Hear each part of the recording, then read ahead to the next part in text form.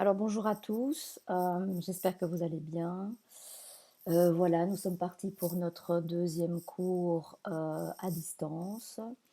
J'espère que vous tenez le coup dans votre confinement. Au moins il y a du soleil, même si on n'en profite pas énormément dehors, ça fait quand même du bien de le voir. Alors, c'est parti pour notre deuxième cours en droit de succession. Donc je vous rappelle la, dernière fois, je vous avais expliqué les principes de base en droit civil des successions, donc le droit des successions.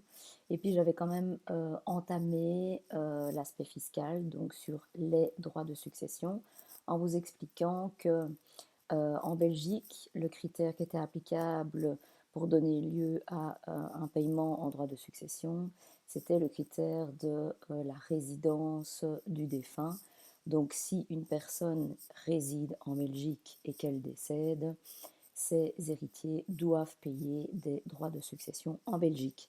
Et puis j'avais terminé en vous expliquant que même si une personne n'est pas résidente en Belgique, décède, mais qu'elle a dans son patrimoine un bien immeuble qui est situé sur le sol belge, eh bien, les héritiers vont devoir payer des droits de mutation, ça ne s'appelle pas des droits de succession, mais c'est la même chose, en Belgique pour ce bien immeuble. Alors, je passe au deuxième point qui concerne les droits de succession qui sont dus à l'étranger. Alors, c'est une partie importante parce qu'il faut savoir que en Belgique, surtout à Bruxelles, il y a énormément de personnes qui ont des situations avec beaucoup d'éléments à l'étranger. Donc on appelle ça des éléments d'externalité. Donc ça veut dire que dans un patrimoine, on peut se retrouver avec beaucoup d'éléments qui nous relient avec un autre pays. Si par exemple, imaginons, je ne sais pas moi, mon père a pris sa pension et habite dans le sud de l'Italie, mais a toujours un immeuble en Belgique. Moi, je suis résidente toujours belge et mon frère est aussi résident belge. Alors la question qui se pose, c'est est-ce qu'on va devoir payer des droits de succession en Belgique, à votre avis? Alors, à votre avis, si vous avez bien compris les choses, il n'y aura pas de droit de succession à payer en Belgique, mais bien des droits de mutation à payer en Belgique, puisque le critère c'est résidence du défunt, or ici mon père n'habite plus en Belgique, et autre critère, bien immeuble sur le sol belge. Ici il y en a un, donc ça veut dire que nous allons devoir payer des droits de succession, enfin de droits de mutation sur l'immeuble en Belgique. Mais est-ce qu'il y aura des droits à payer en Italie? Ça, c'est la question qu'il faut se poser. Alors, il y a des cas où seuls les droits seront dus à l'étranger. Ah oui, si la personne qui décède n'est pas un habitant du royaume et qui n'a plus de bien immeuble en Belgique, ben, il n'y a pas de droit de succession en Belgique, mais il y en a peut-être à l'étranger. Donc ça, il faut toujours évidemment se renseigner. Donc ce serait, si je reprends mon cas qui est mon père décède, c'est un résident italien, même si la nationalité est belge, ça n'a rien à voir. Il n'a plus de bien immeuble en Belgique.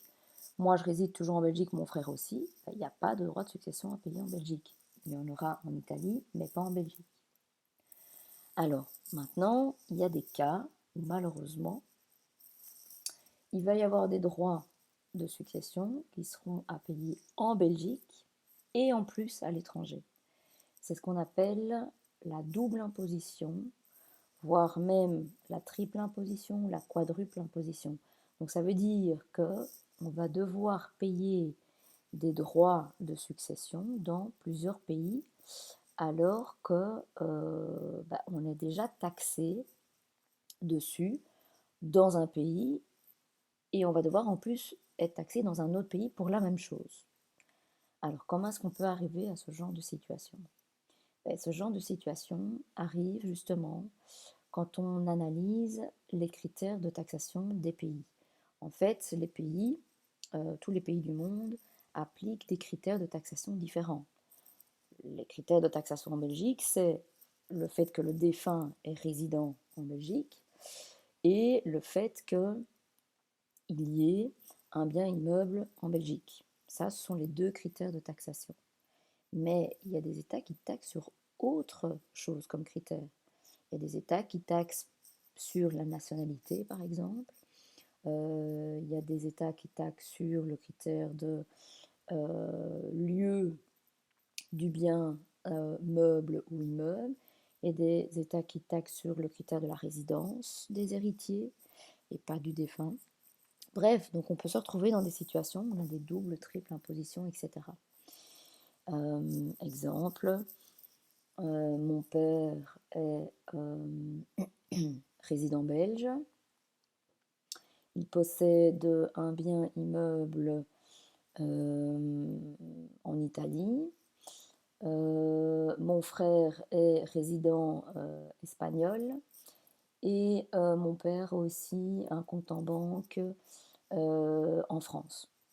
Eh bien, vous allez voir que dans ce genre de situation, on va devoir payer les droits de succession en Belgique, mais il va aussi falloir payer les droits de succession en Italie, en France et en Espagne. Vous voyez, donc on peut se retrouver avec des doubles, triples, quadruples impositions, etc. Alors, vous allez me dire, et quoi, il n'existe pas de convention qui évite ces doubles impositions? Alors, en matière de succession, il n'existe actuellement aucune convention internationale multilatérale. Donc, ça veut dire qu'il n'y a aucune convention qui rassemblerait plusieurs pays qui se seraient mis d'accord d'éviter les doubles impositions au niveau des successions. C'est malheureux, mais c'est comme ça, alors que l'Union européenne est là, mais en matière de droit de succession, il n'y a rien qui est prévu. Par contre, au niveau du droit civil des successions, là, il y a des choses qui sont prévues, mais au niveau fiscal, pas. En IPP aussi, il y a des choses qui sont prévues, mais ici, on est en droit de succession. Alors, c'est malheureux, vous allez me dire, oui, mais en même temps, les pays ont bien compris aussi que le décès, c'était une valeur sûre. Tout le monde décède, donc il va falloir payer des droits de succession. Comme c'est une valeur sûre que les personnes de toute façon doivent décéder, si on met en place des taxations, ça va faire rentrer évidemment des sous dans le budget. Alors, il existe cependant quand même deux conventions internationales bilatérales. Donc ça veut dire il existe deux conventions que la Belgique a signées avec un autre pays. Alors il y a une convention qu'elle a signée avec la Suède et une convention qu'elle a signée avec la France. Mais ces deux conventions, elles datent d'il y a très longtemps, donc des années 50, pour vous dire. Les choses n'ont pas beaucoup évolué depuis. Il y a eu des essais d'autres conventions, mais ça n'a pas abouti. Donc vous voyez qu'il n'y a que deux conventions qui évitent les doubles impositions. Alors qu'est-ce qu'on entend par éviter la double imposition? Ça veut dire que si par exemple il y a un patrimoine successoral qui indique que normalement on devrait payer des droits de succession en Belgique, mais aussi des droits de succession en Suède ou en France, eh bien les deux pays, la Belgique et la Suède, ou la Belgique et la France, se sont mis d'accord dans ces conventions pour dire ce que chacun va taxer dans son propre pays. Donc, c'est pas qu'il n'y aura pas de droit de succession à payer dans ces pays-là, il y en aura, mais on ne sera pas taxé deux fois pour la même chose. Un pays pourrait dire, ben, nous on taxe uniquement sur les biens qui se trouvent chez nous, et vous, vous taxez le reste. Voilà, ça ce serait un exemple. Alors, je vous rappelle quand même que ce qui sauve un petit peu la mise, c'est l'article 17 ou 27504 de la Flandre, qui dit que quand on a payé des droits de succession pour un bien immeuble qui était à l'étranger, on peut déduire ce qu'on a payé là-bas de ce qu'on doit payer ici en Belgique. Mais attention, ça ne vaut que pour les biens immeubles. D'accord? Donc ça évite la double imposition pour les biens immeubles, mais pour le reste, pas. Alors, quels sont ces critères de taxation, justement? Un premier critère, c'est la nationalité du défunt. Oui, il y a des pays qui disent, ben voilà, nous, quand il y a une personne qui est ressortissante de notre pays, qui a notre nationalité, eh bien, si cette personne décède, nous, on va taxer en droit de succession les héritiers qui héritent de cette personne. Alors, qui fait ça? Les États-Unis, la Suède, mais il existe une convention d'évitement de double imposition, la Bulgarie, la Grèce, la Pologne. Alors attention, c'est ce que je dis toujours, moi je ne connais pas toutes les législations du monde, j'en connais certaines, mais pas toutes. Et donc, bah, peut-être que vous allez me dire, ah ben moi je sais que, je sais pas moi, en Thaïlande, ils taxent aussi sur ce critère de nationalité. Ah oui, c'est possible, effectivement.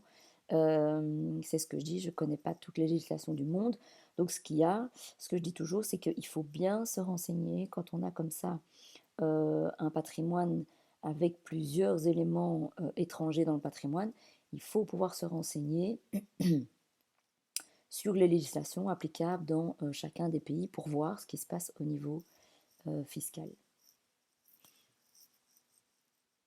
Alors, la nationalité de l'héritier, par contre, je ne connais aucun pays qui le fait. Maintenant, c'est ce que je dis, je ne connais pas toutes les législations du monde.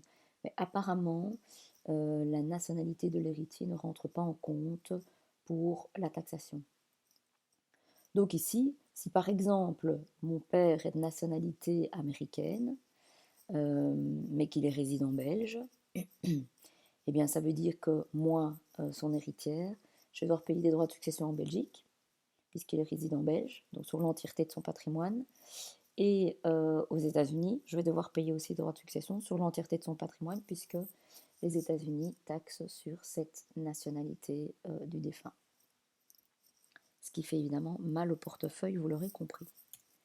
Alors, autre critère, la résidence du défunt. La résidence du défunt, c'est ce que fait la Belgique. Donc elle prend comme critère quand il y a une personne qui est résidente de notre pays et qu'elle décède, les héritiers vont devoir payer des droits de succession. Vous allez me dire alors, du coup, il n'y a pas de problème s'il y a d'autres pays qui prévoient ce critère. Oui, effectivement, vous allez me dire, on ne peut pas être résident dans deux pays différents. C'est pas faux, mais en même temps, il y a des définitions de résidence qui sont différentes d'un pays à l'autre.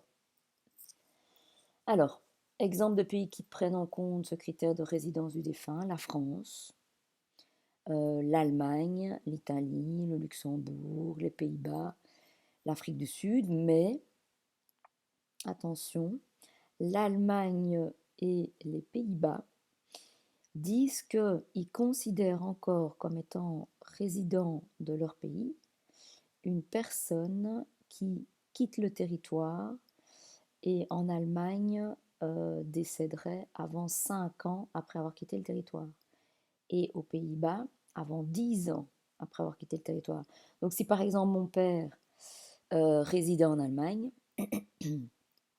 et qu'il est venu se réinstaller en Belgique il y a 3 ans, ben, s'il décède, malheureusement, l'Allemagne considère qu'il est toujours résident allemand, puisqu'elle considère qu'on est résident allemand pendant encore 5 ans.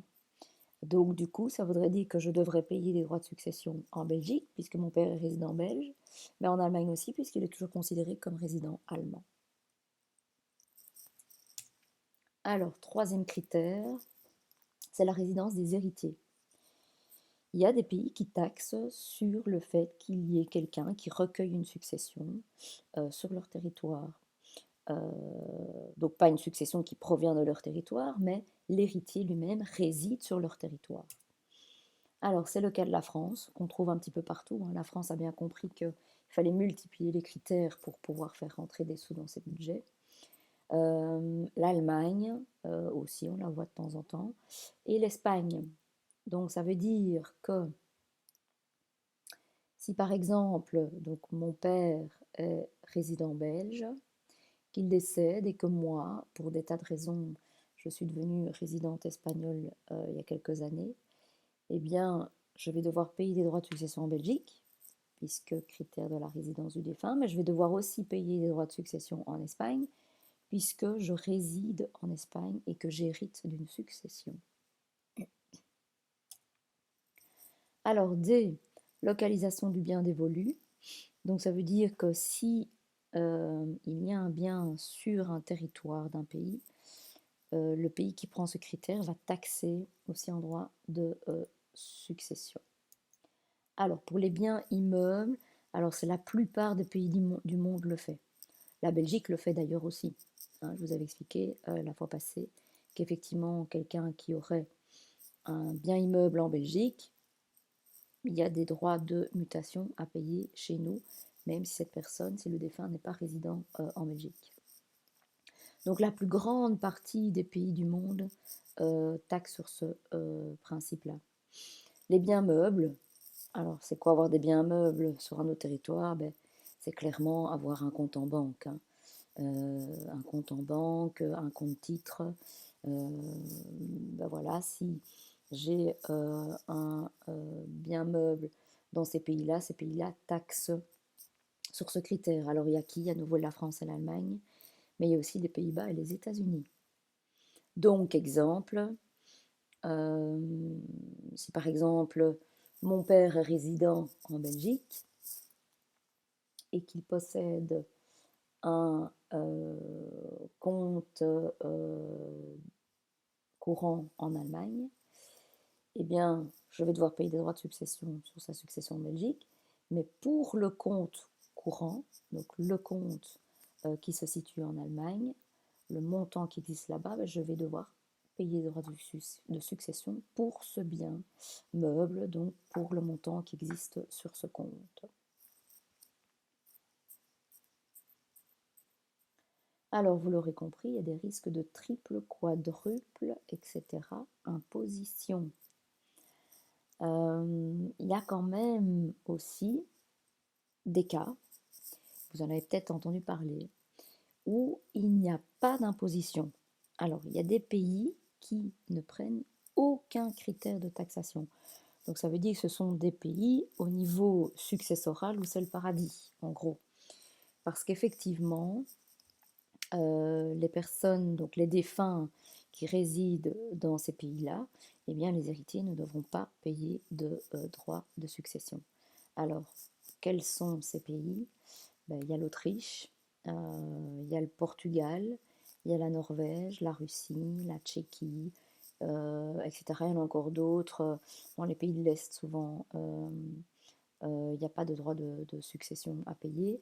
Mais donc, vous voyez que il y a aussi des choses qui peuvent se faire. Hein. Quand on connaît les critères de taxation et qu'on se renseigne un petit peu sur ce que les pays font, on pourrait se retrouver évidemment dans des situations où il n'y a pas de droit de succession à payer. Donc c'est ce que je dis toujours. Si votre parent souhaite aller prendre ses vieux jours dans le sud, eh bien il vaut mieux lui conseiller le Portugal que l'Espagne. Parce que au niveau successoral, c'est évidemment bien mieux. Alors c'est vrai que c'est toujours un peu bizarre de parler comme ça, mais fiscalement, ça a vraiment tout son intérêt. Alors, je vous laisse faire les exercices. Donc, vous allez prendre votre livret. Et donc, c'est le premier exercice qu'il faut le faire dans la partie succession. Donc, dans votre livret, c'est l'exercice 1. Et donc, dans cet exercice 1, je vous demande qui sont les personnes qui sont susceptibles d'être taxées en droit de succession et dans quel pays.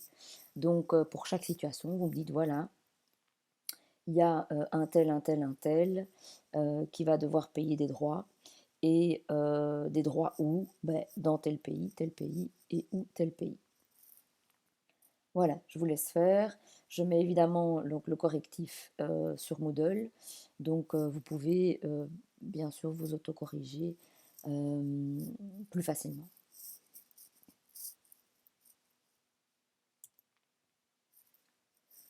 Alors, je passe au chapitre 2 sur les droits de succession en Belgique, puisque c'est quand même ça qui nous concerne. Nous sommes en Belgique et il faut pouvoir savoir, oui, il y a des droits de succession à payer, mais comment ça fonctionne, sur quelle base, combien, j'ai entendu dire qu'il y avait de l'actif mais aussi du passif, comment ça se passe, etc. etc. Alors, premier principe pour les règles applicables en droit de succession en Belgique, c'est quelle est la base de calcul de l'actif. C'est-à-dire, qu'est-ce que je vais prendre comme valeur dans le patrimoine successoral pour calculer mes droits de succession. Donc, si par exemple mon père décède, qu'il laisse une maison, une voiture, des comptes en banque, du mobilier, une collection de tableaux, etc., etc., qu'est-ce que je vais prendre comme valeur? Alors, personne ne me détermine à l'avance la valeur, c'est moi qui dois le faire. Donc, qu'est-ce que je vais prendre comme valeur pour le calcul des droits de succession? Alors, les valeurs que je vais prendre, je vais devoir prendre ce qu'on appelle la valeur vénale. Donc ça veut dire que quand je fais une déclaration de succession, on parlera de cette déclaration plus tard, mais ce que je dois indiquer dans cette déclaration de succession, ce sont tous les biens qui font partie de la succession de mon père décédé, mais à quelle valeur? Donc je vais mettre voilà, un bien immeuble dans telle commune, dans telle rue, etc. Et je vais devoir mettre une valeur. Une voiture de telle marque, tel modèle, je vais devoir mettre une valeur. Mais quelle est la valeur que je dois mettre? La valeur vénale. Alors, je vous rappelle que la valeur vénale, c'est la valeur marchande d'un bien. Donc ça veut dire la valeur que ce bien aurait si je le mettais sur le marché pour le vendre. Donc comment est-ce qu'on fait? En fait, on compare simplement les biens qu'il y a dans la succession avec des biens qui sont similaires sur le marché. Donc, si mon père a par exemple une maison de 3 chambres avec un jardin à XL dans tel quartier, ben, il faut que je regarde un petit peu comment ça se passe pour ce genre de biens. Les voitures, modèles, etc., on peut se renseigner sur Internet, hein, il y a beaucoup de moyens pour justement évaluer des biens. Alors, valeur du bien, ok, mais à quel moment? Au moment où mon père a acquis ses biens? Non, au moment du décès. Donc ça veut dire que ce jour-là, la valeur des biens est arrêtée. Donc ce jour-là, si par exemple je prends le jour d'aujourd'hui, nous sommes le 25 mars 2020, si mon père décède aujourd'hui le 25 mars 2020, ben, quelle est la valeur de son bien immeuble? Quelle est la valeur de sa voiture? Pardon, etc., etc. Donc, je dois vraiment faire attention. Alors, il y a des contestations possibles par l'administration. C'est-à-dire que ce que vous mettez comme valeur dans votre déclaration, il faut faire attention de ne pas mettre n'importe quoi. Parce que l'administration pourrait évidemment contester la valeur. Si par exemple vous mettez que le bien immeuble vaut 200 000, alors qu'en réalité il vaut 300 000, ben, l'administration fiscale évidemment pourrait contester cette valeur et vous dire non. Nous on considère que ce bien immeuble, vous le déclarez à 200 000, mais non, il est à 300 000. Et donc évidemment c'est vrai que nous, en tant qu'héritiers, on serait tenté de mettre des valeurs moins importantes, puisque moins la valeur est importante, moins je vais payer les droits de succession. Alors il faut faire très attention à ça, parce que c'est comme en droit d'enregistrement, l'administration fiscale peut contester la valeur que vous avez mise sur le bien. Et donc si elle conteste, ça peut aboutir sur une majoration d'impôt, sur des intérêts, une amende, parce qu'on pourrait vous considérer de mauvaise foi. Alors, si vous dites maintenant, oui, mais moi je ne suis pas sûre de moi, j'ai pas envie que l'administration conteste ma valeur ou quoi que ce soit, comment est-ce que je fais? Parce que je voudrais être de bonne foi et j'aimerais éviter tout problème avec l'administration. Eh bien, à ce moment-là, vous pouvez faire ce qu'on appelle une expertise conjointe préalable. Ça veut dire quoi? Ça veut dire qu'avant d'indiquer la valeur dans votre déclaration de succession, demandez à l'administration de faire une expertise conjointe, c'est-à-dire que elle est d'accord de faire une expertise, vous êtes d'accord de faire une expertise. Mais attention, vous ne pouvez pas choisir l'expert. C'est l'administration fiscale qui proposera une liste d'experts agréés et vous en choisirez un. Et cet expert, une fois qu'il aura déterminé alors la valeur de tous les biens que vous aurez soumis à son expertise, eh bien, vous pourrez indiquer cette valeur, puisque à ce moment-là, l'administration fiscale ne pourra pas contester. Alors, ça arrive de faire ces expertises conjointes, mais je dirais que ça reste quand même assez rare, sauf vraiment pour les gens qui ne s'y connaissent pas du tout et qui ont peur de mettre des mauvaises valeurs.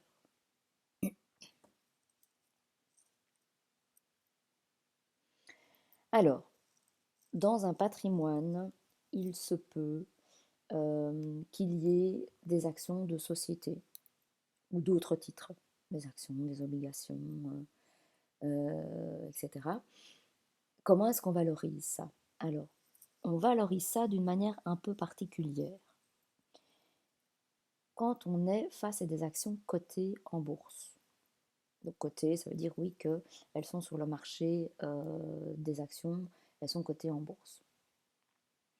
Si ce sont des actions qui sont cotées en Belgique et dans l'espace économique européen, EEE, c'est-à-dire l'Union européenne plus quelques pays comme la Suisse, la Norvège, là, qu'est-ce qu'il faut prendre comme règle?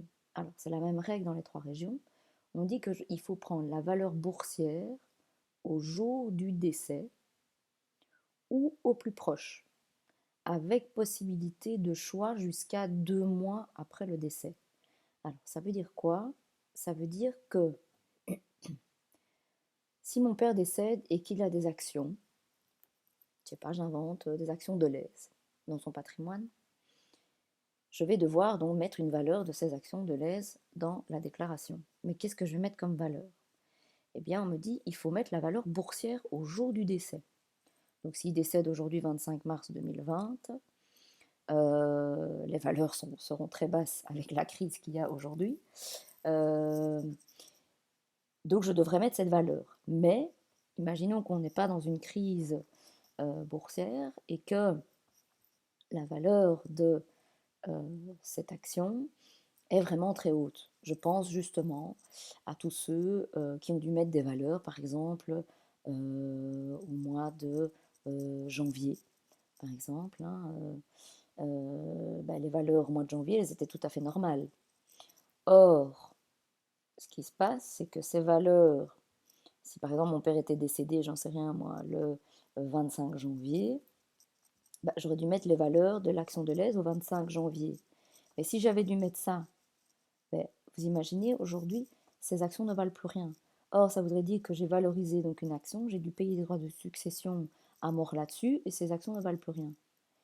Eh bien, justement, comme l'administration fiscale est consciente que la bourse, ça fluctue, et donc ça peut aller très haut, mais ça peut aller très très bas, c'est ce qui est le cas pour l'instant, eh bien, on a le droit de choisir la valeur boursière la plus intéressante entre trois dates.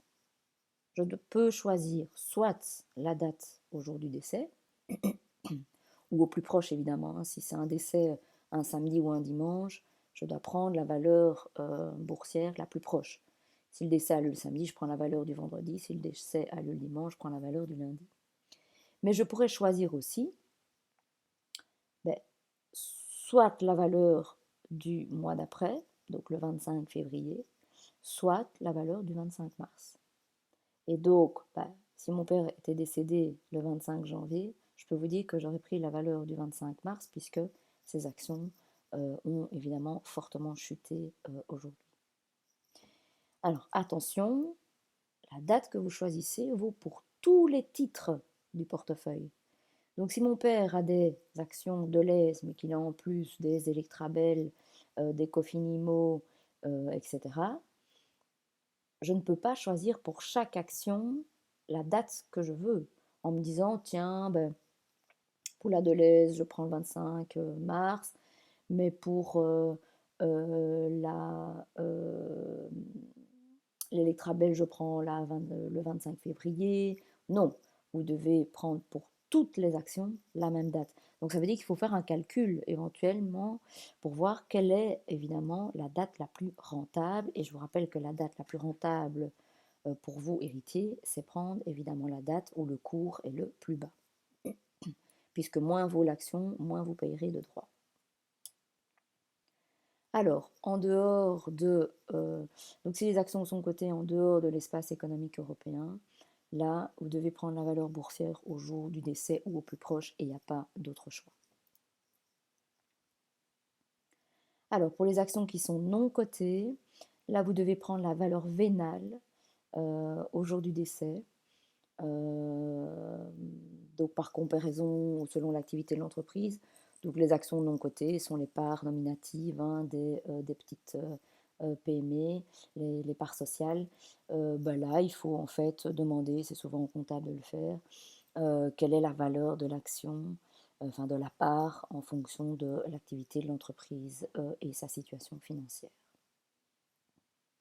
Alors, si vous êtes face à une obligation dans le patrimoine, vous devez prendre la valeur nominale de l'obligation et vous devez calculer les intérêts qui ont été produits par cette obligation au prorata évidemment de l'année en cours. Si votre défunt décède maintenant le 25 mars, il faut voir les intérêts qui sont produits par cette obligation jusqu'au 25 mars. Alors, je vous laisse faire les exercices aussi sur ces cotations justement d'actions et donc comment déterminer la valeur en fonction de tout ce que je vous ai expliqué.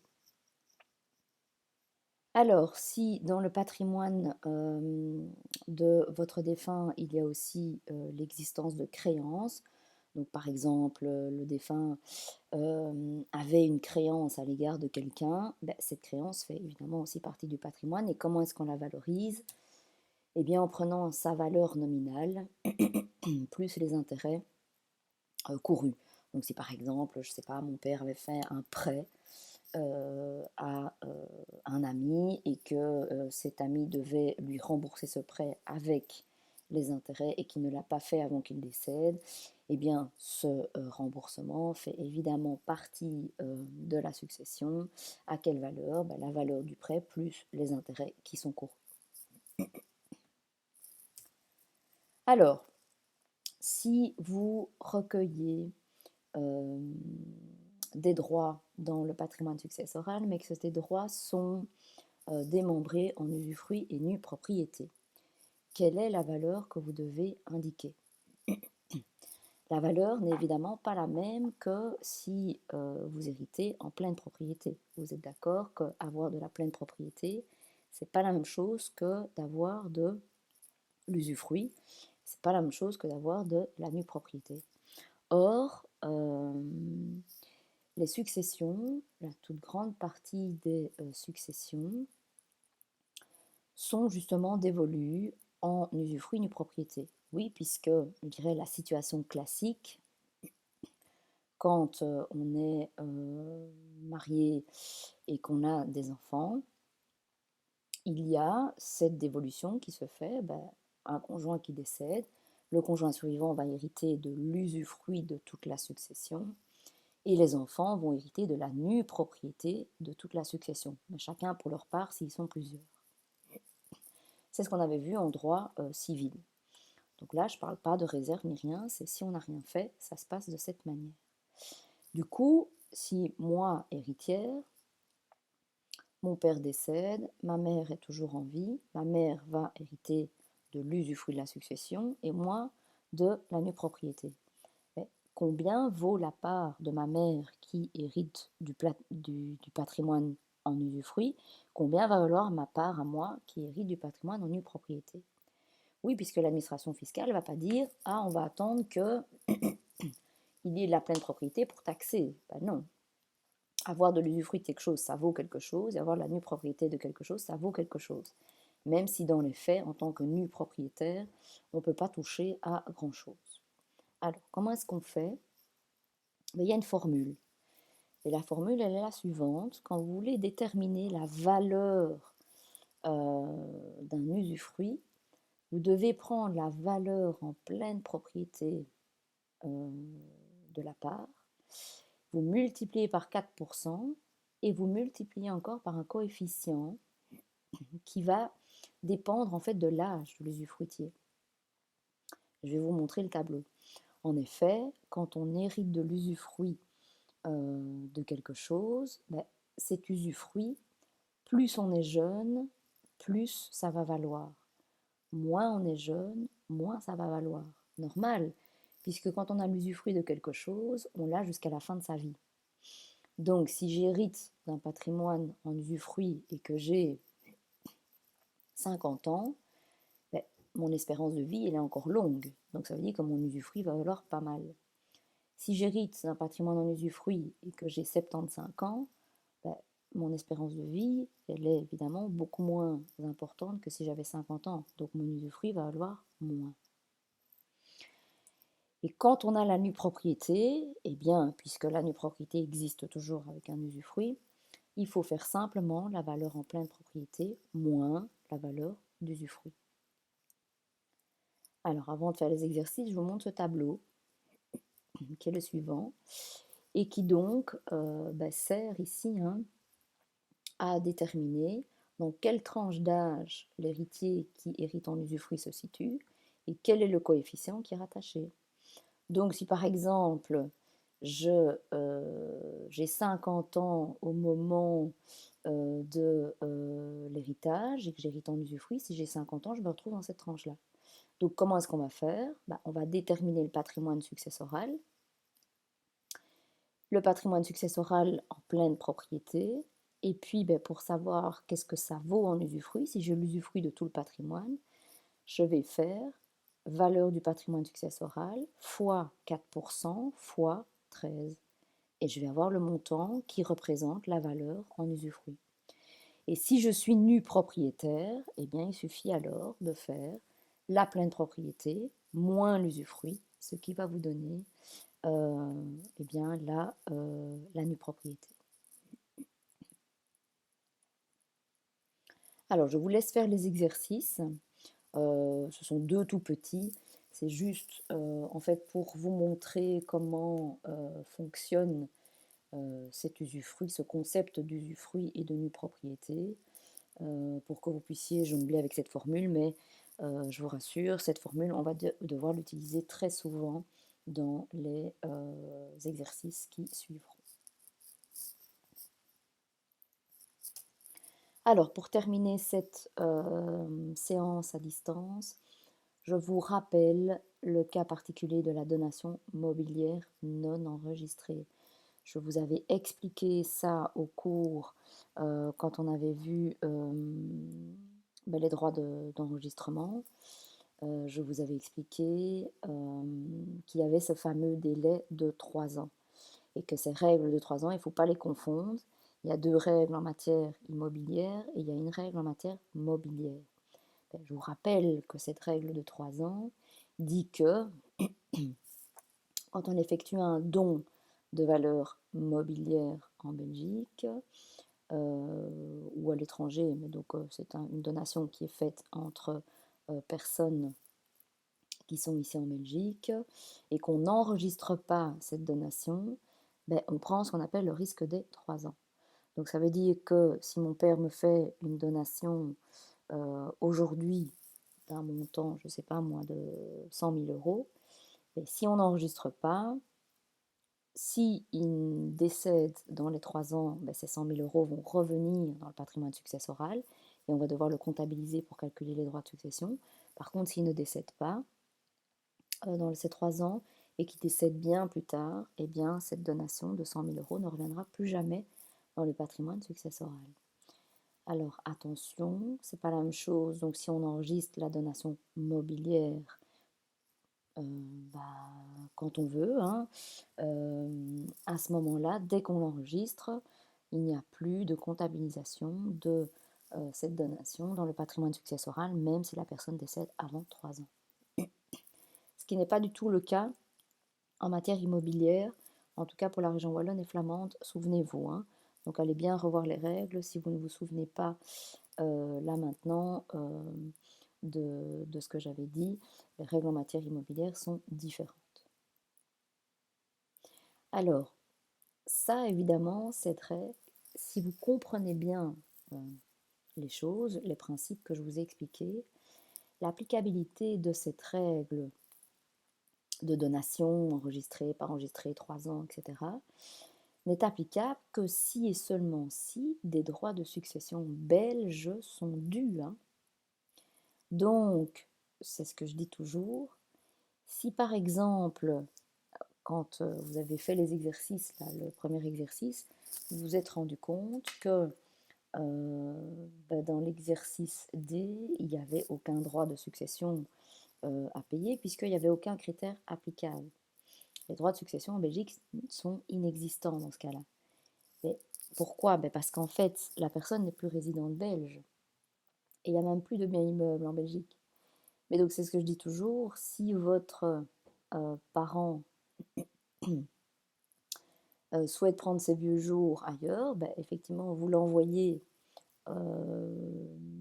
dans un pays qui ne prend pas en compte le critère de taxation de la résidence du défunt. Donc ça pourrait très bien être l'Espagne, par exemple. Et puis vous lui dites, faites des dons. Une fois que tu es là-bas, tu peux faire des dons. Et donc s'il fait des dons, il n'y a pas besoin de les enregistrer puisque ça ne reviendra jamais dans la succession, puisque il n'y aura pas de droit de succession à payer en Belgique, puisque mon père sera devenu résident espagnol et que l'Espagne ne taxe pas sur le critère de la résidence du défunt, mais bien de l'héritier. Donc vous, il faut bien que vous restiez en Belgique, évidemment. Alors c'est sur ces bonnes nouvelles que je vous laisse. Donc vous voyez qu'il y a quand même des cas, quand on maîtrise bien, évidemment, les principes au niveau fiscal successoral, on peut justement conseiller de faire certaines choses qui évitera des catastrophes au niveau des paiements de droits. Voilà, je vous laisse. J'espère donc que vous aurez pu suivre ce cours. Il n'y avait rien de très compliqué, mais donc faites bien les exercices en fonction de ce que je vous ai expliqué. N'hésitez pas à revenir en arrière si vous avez loupé une explication. Et puis, on se retrouve la semaine prochaine. D'ici là, prenez soin de vous. À bientôt.